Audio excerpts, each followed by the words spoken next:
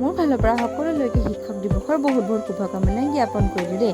আজি আমাৰ ক্লাবতো শিক্ষক দিৱস কিন্তু উদযাপন কৰা হ'ল দেই। আৰু শিক্ষক বুলি ক'লে আমাৰ প্ৰথমতে মা আৰু দেউতাই হয়, নহয় জানো? তেওঁলোককো বহুত বহুত ধন্যবাদ আমাক এই পৃথিৱীখন দেখুওৱাৰ বাবে। আৰু এয়া আমাৰ ছাৰ আৰু মেম হয়, যাক স্পনচৰ বুলি কোৱা হয়।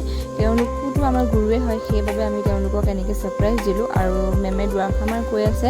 আৰু আমাৰ ক্লাবত অকল শিক্ষক দিৱস বুলিয়ে নহয়, বহুতো এনেকৈ চেলিব্ৰেশ্যন কৰা হয়। এতিয়া বিশ্বকৰ্মা পূজা আহি আছে, আমাৰ বিশ্বকৰ্মা পূজাও পতা হয় অফিচত। আৰু বহুত ভাল লাগিলে তাত, দেখিছেনে সকলোকে এনেকৈ মেমে কেকটো খুৱাই দিছে। আৰু সকলোকে খুৱাওঁতে ভিডিঅ' কৰাটো সম্ভৱ নহ'ল, সেয়েহে নেদেখালোঁ। তাৰপিছতে কেকখিনি এনেকৈ কাটি সৰু সৰুকৈ মিঠাইৰ লগত আমাক খাবলৈ দিয়া হ'ল। মইতো আমাৰ টেষ্টি শ্বেকৰ লগত খাই ল'লোঁ দেই। তাৰপিছতে ঘৰলৈ আহিলোঁ, যিহেতু গণেশ পূজা দেখিছেনে, গণেশ পূজা এনেকৈ মূৰ্তি অনা হ'ল।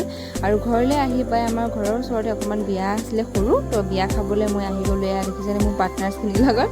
তো এয়া হৈছে কইনা, আজিলৈ আহিলোঁ দেই।